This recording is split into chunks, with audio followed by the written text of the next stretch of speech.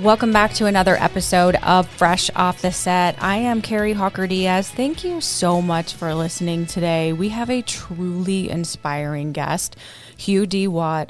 He's the executive director of the Post-Traumatic Growth Project. Hugh's journey is incredible. He is a therapist with over 25 years of experience and has also navigated his own tough mental health battles, so has that experience. Welcome to the show, Hugh. Thank you so much for chatting with me. Yeah, thanks for having me here, Carrie. Appreciate you. Okay, can you share the inspiration behind founding the Post-Traumatic Growth Project? Tell us what it is and why you wanted to start it.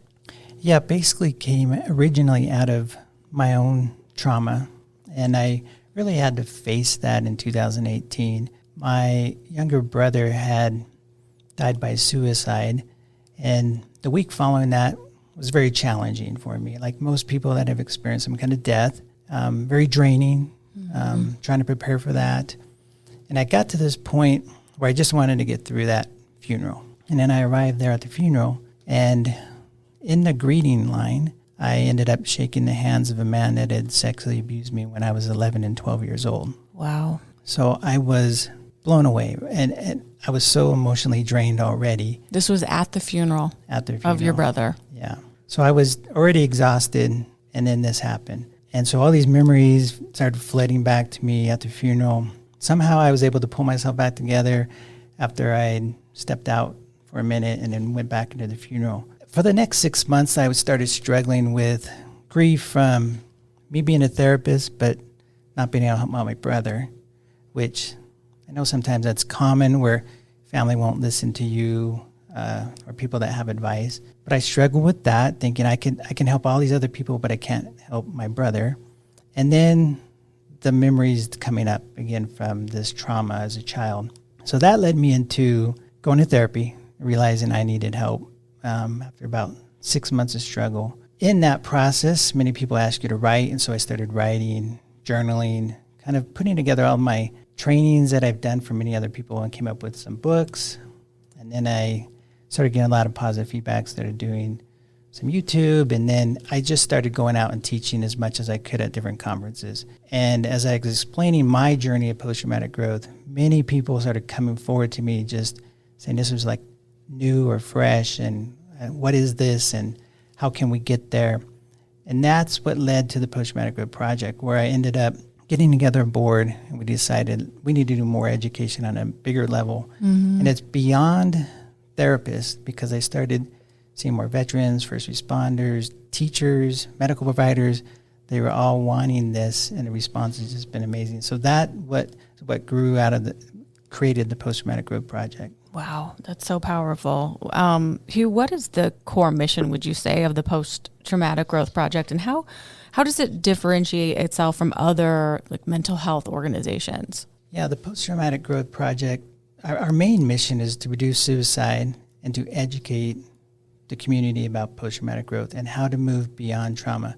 And I think what's been the response from so many, particularly therapists and peer supports, they come to me with knowing that they're being trained about being, the new word, trauma-informed. Education about trauma, that many people have been traumatized and how that has affected them and what that symptoms look like. But this concept of moving forward beyond the trauma and how to turn that into something else has resonated with a lot of people. There's a lot of nuances in it, in the sense of, for example, they're really trying to move beyond the word disorder and that label that a lot of people end up with, and move to growth. So somebody might have post-traumatic stress disorder, but they can also move towards post-traumatic growth. And that's where I've been recently talking to the veterans, for example, and they'll say, I felt like a victim because I was injured and couldn't do what I needed to do, but now I have a new mission or a new purpose or goal to go forward.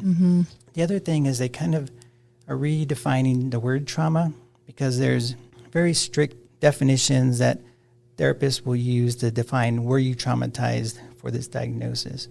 But post-traumatic growth moves it to this, whatever you define as trauma, then that's traumatic. Why are you here? So an example would be, I do counseling, and someone would come in and say, I'm going through a divorce, and this is the most traumatic thing that's ever happened to me.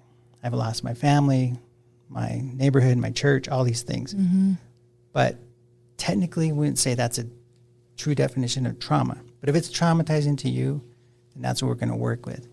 So these type of things are what are different, and people are finding as a refreshing approach to move forward. That's good. That's good, Hugh.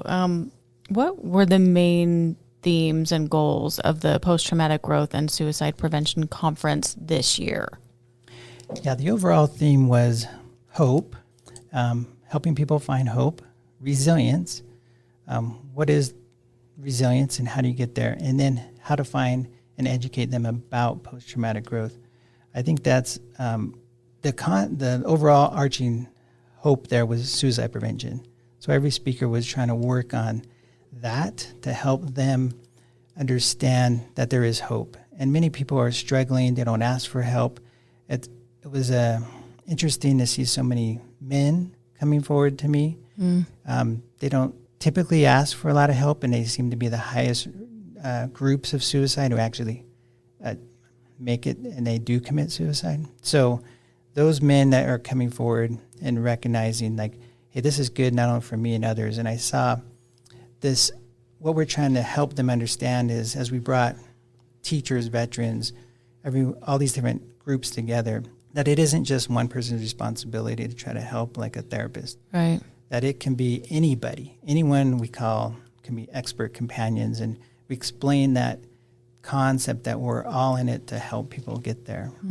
Makes sense. Can you share any highlights, maybe, or memorable moments from the conference that stood out to you? Yeah, it was an amazing event. We saw a lot of people coming forward, and I think the overall part is when you start seeing people keep coming up to us at breaks, coming up to our sponsors, coming up to our volunteers, just explaining, how amazing the conference was. And I think what's really resonated with them is we have an approach. I'm a visual learner, so we have an approach to teach all of our concepts with some kind of visual story or metaphor or object lesson.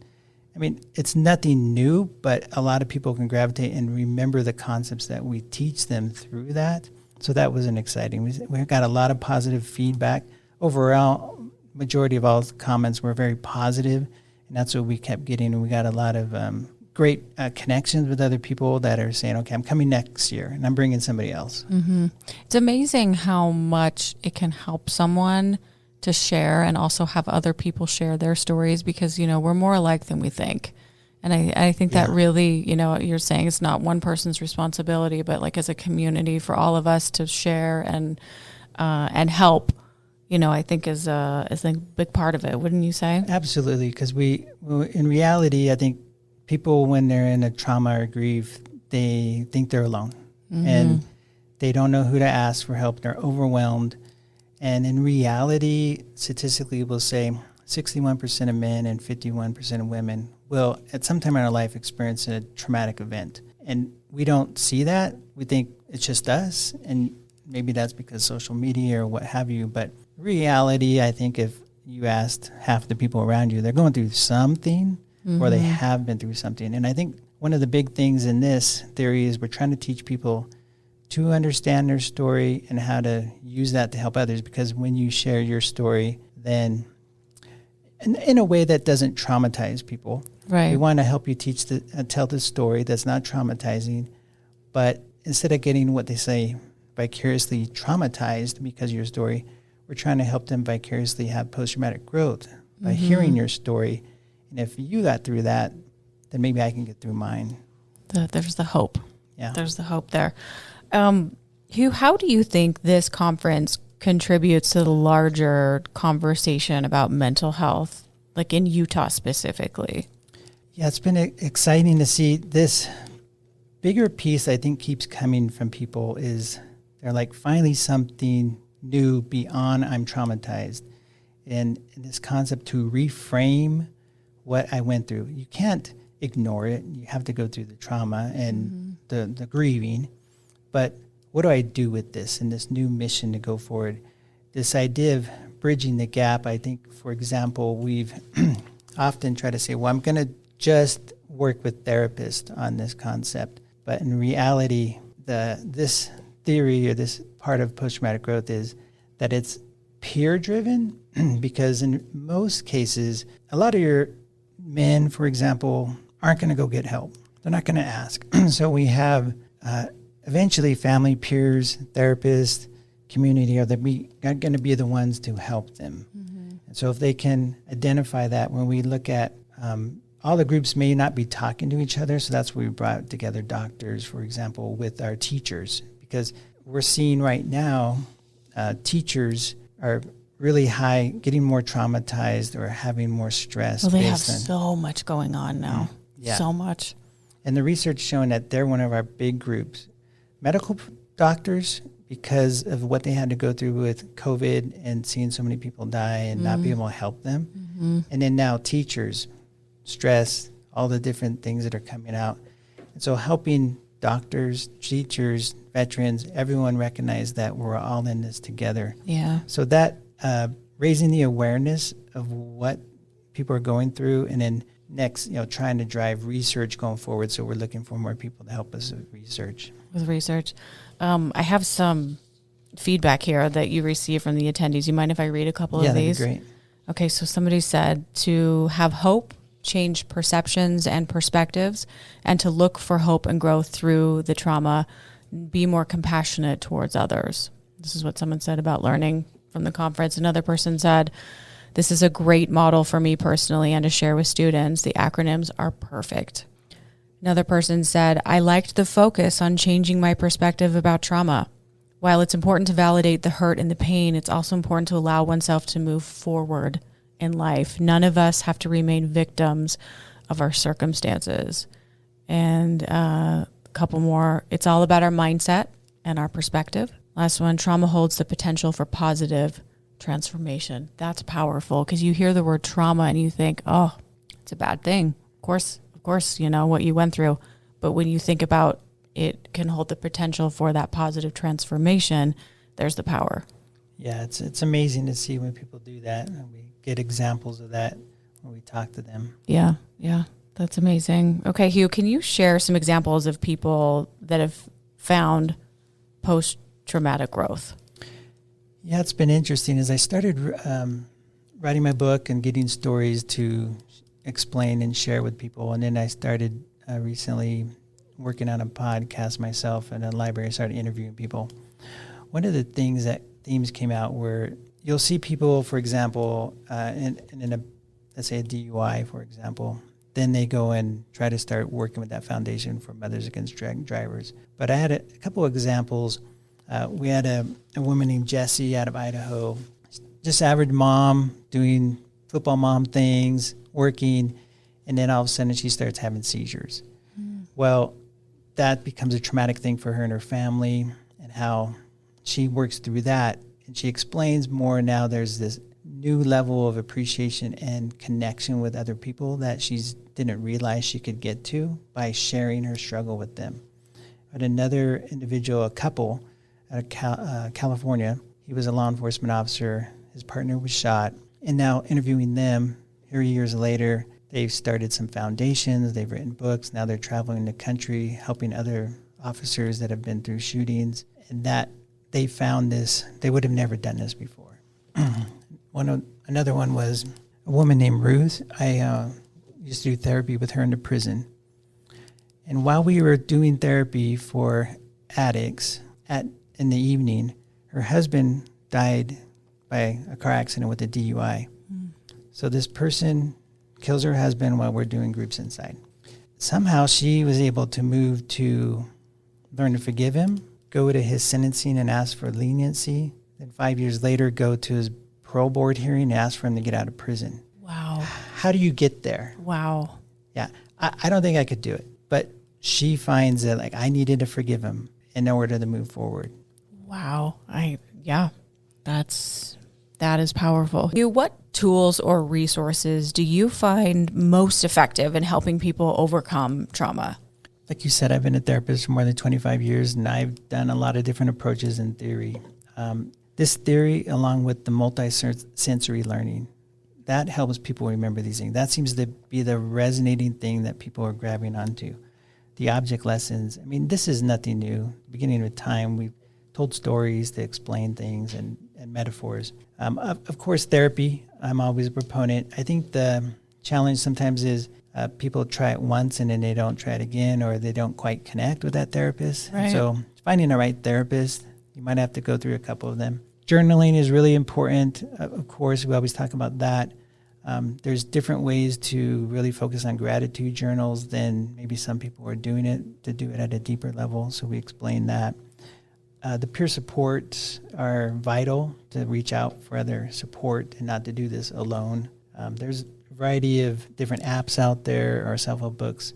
So I think a variety of these approaches. Sometimes you just have to try multiple things, and you don't know. Some people will say, well, I CrossFitted my way out of it, and that may work for you, but it may not work for everyone else. And you're just going to have to keep trying at different approaches. I tried, for example, myself, I went through meditation was one of them, along with my therapy. So just different things you can do. Yeah. And I think consistency too, sometimes you're not going to feel like it.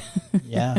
I have therapy once a week, every week. And I've had that for the last 3 years of my life. Nice. And, there are days when I'm thinking, okay, it's a lot some days. And then when I just push myself through it, and when I'm done, I'm always so glad that nice. I actually went through it, with my therapy session. So yeah. I think consistency is a big one too. Like you said, just kind of figuring out what works for you and keep trying.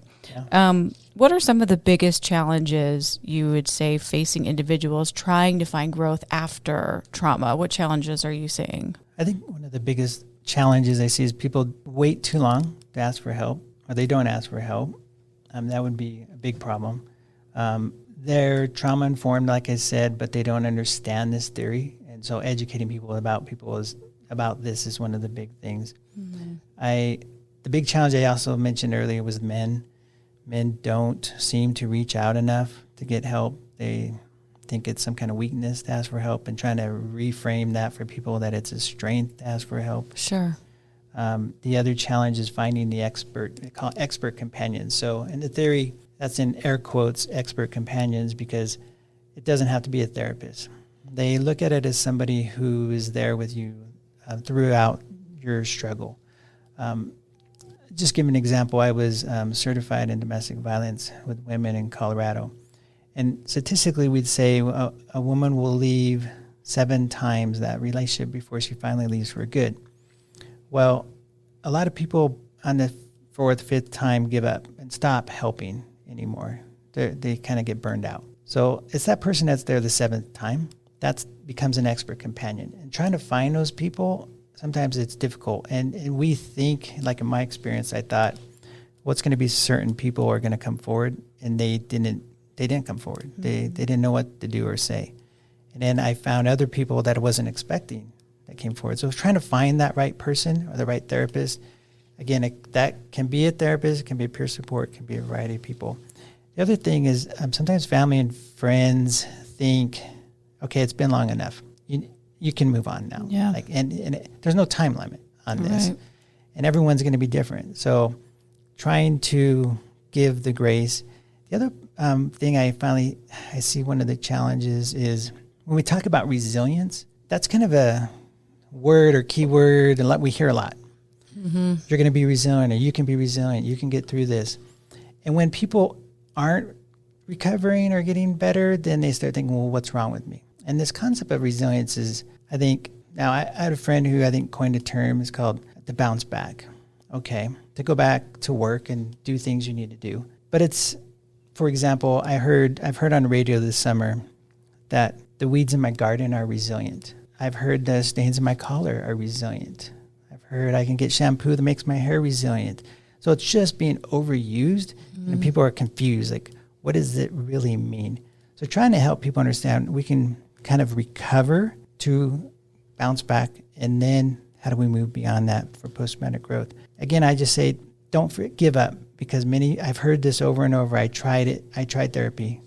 It didn't work. Yeah. We say, well, try a different therapist. Try it again, because you just may not have been ready at that time. It's so true. It has to be that right match. Yeah. You may have to go through a couple, and just, it's so important that you want to feel comfortable and in a good relationship with your therapist. How can communities, in your opinion, better support individuals on their journey of post-traumatic growth. You mentioned, don't give someone a timeline. Yeah. I think one of the biggest things is if you see somebody hurting, you need to ask the tough questions. Don't be afraid to ask them, are you thinking of hurting yourself? Are you need some help? You can see changes in their behaviors or things that are happening, and if they're distancing themselves from you, engage them because they may be a little bit lost. Mm-hmm. So asking them those tough questions, even if you don't know how to help them, just be there with them, be in the room with them, take them to therapy, make those phone calls, because some people are so overwhelmed, they don't even know how to pick up the phone and call their own provider. So just helping them do that, helping them call the crisis lines. Anybody can be a peer and a supporter in these times. And so just making sure that the community is there and supportive. I mean, it's kind of interesting. If I was going to if I had cancer, broken arm, my neighbors would come, they'd rally to my support, they'd be there doing fundraisers for me and all this stuff. But they don't see the invisible problem. Mm-hmm. If I'm internally grieving, they may not know, or they may not know what to do to help. But they can still come to me, bring me sodas, help me out, be there with me, just hang in there with me during my journey. Yeah, I heard something recently. I want to get your opinion on this too. I heard from someone experiencing grief, if you don't know what to say, don't know what to do, which is so common, like, we all want to help, we all want to try to be there with someone, you're not going to fix it. Yeah. But if you sit with them in their moments, in their darkness, just be with them. Don't worry about trying to fix it, because you just really can't, Yeah, absolutely. That's for sure. I know in my experience, personally, that was where I had friends just come over, pray with me, sit with me. My wife did a lot of that, just sitting with me. There's nothing you can do to take the pain away. Mm-hmm. And it's okay to just sit there. Yeah, I agree with that. Hugh, what role do you think advocacy plays in changing perceptions around mental health and trauma recovery? Yeah, this is going to be a big area that we need to focus on, is just normalizing trauma, and that everyone is going to potentially experience this at one time or another. Sharing your story, like you said, is vital. And I don't think we hear that enough, whether that's for men or leaders or people, social media. Like, you don't share the bad stuff. And sometimes people may not want to hear the bad stuff, but trying to normalize that. The more people that, when you share your story, you're going to help other people. It's so true. Yeah. And then so when we often look, for example, insurance companies sometimes aren't as supportive, and wait lists are difficult. So that's where, in this theory, anybody can become that peer to help you, because you may need them to just do other things with you and help you until you get to that medical support. It's vital to, I know in my experience, you have to let people know how to help you, maybe even before the event, so that they can help you with that. But advocating for mental health, employers or wherever, that's going to be an important part. And I think it's changing now. Yeah. We're finally addressing it. We're finally talking about it. I mean, we have there's a lot to do, a lot of work to do, but yeah, I agree. I think it's getting better. What are the next steps for, you following the conference? Yeah, the Post-Traumatic Growth Project it's new in the last year. We got our nonprofit association from the IRS, and so we're excited about what's happening. And in the next 5 years, we have many things on the agenda. Besides, we're having our next conference in June next year, so that'll be an exciting thing everyone's looking forward to. Awesome. Yeah, and then we're looking at doing 2-day trainings, so we're looking for locations to do some 2-day trainings for more immersions. We're also on our agenda is to do retreats. We're looking at maybe an all-women's conference, an all-men's conference. So along with that, podcast interviews are starting, so we're going to hopefully have a podcast out next year, and then more fundraisers and joining with other groups to do this work going forward. Okay. And I was going to ask you about any upcoming initiatives or projects you're particularly excited about. Is that what you were just saying? Or is there something else? Yeah, all those things. We had a lot of different groups come forward to help sponsor the conference. The American Foundation for Suicide Prevention, the Latino Behavioral behavioral health groups, school counselor associations. We just had a variety of groups that came forward that are sponsoring and supporting us going forward. So that's what we're looking forward to, is just more of that going forward. I love it. How can listeners get involved if they're thinking, I want to be a part of this and support you and your mission? Yeah, the Post-Traumatic Growth Project, if you went to our website, you're going to see a lot of section for donations, and that's time or talent. So we're looking for everything. If you've got an interest in us, we're going to help you. We have everything from the needs of grants or sponsors or donors or things like that. You can post about us on social media. You can follow us. You can post about this podcast. You can just do a lot of different things that help promote us. I mean, even if you don't have money, you can do things like connect your Kroger Fresh Values card to our foundation, and we get money just because of Smith donates in your name. So there's just a lot of different things that you can do to help support us. There are ways. There are ways. Okay. We're going to close out right now talking about who's ever listening right now. They're struggling, going through it. What message do you hope listeners take away from our conversation today? I tell people this often. Your trials and traumas are unique to you, but trials and traumas are not unique. I don't understand what you're going through, but I can empathize. And there are a lot of people that can empathize with you. If you're struggling with giving up on life, don't give up. There is hope. You can get through this. You can turn your trauma into something else, and it might be helpful for other people down the road. You may not see that now, but years down the road, hopefully you're going to be able to find that. And ultimately, you're stronger than you think you are. You've been through a lot of things in the past, and those things can help you to move forward. And there are a lot of people around that can help you. So ultimately, there is hope. You can become resilient eventually and find that post-traumatic growth. So powerful. And I love you. We here at Fresh Living, we love you, and you're not alone. Thank you, Hugh, for this conversation. Appreciate it so much. If we want to follow you for more, are there any places we can go, resources that you can give us? Yeah, thank you, Carrie. So we have the website's posttraumaticgrowthproject.com, and then we have our social medias for Post-Traumatic Growth Project. And so if you want to follow in those, that'd be great. Okay. Thanks for all you're doing. Oh, thank you. Very, very appreciative of you. Thanks for chatting today. We've loved having you here. Love chatting with you. Thanks, Hugh. Thank you.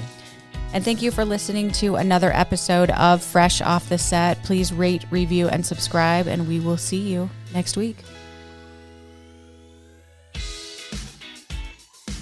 Congrats, you made it to the end. If you want to continue to freshen up your day, you can watch us on Fresh Living every weekday on CBS Channel 2 in Utah at 1 o'clock. You can also watch us on our YouTube channel, KUTV Fresh Living, and follow us on social media. We will see you next week.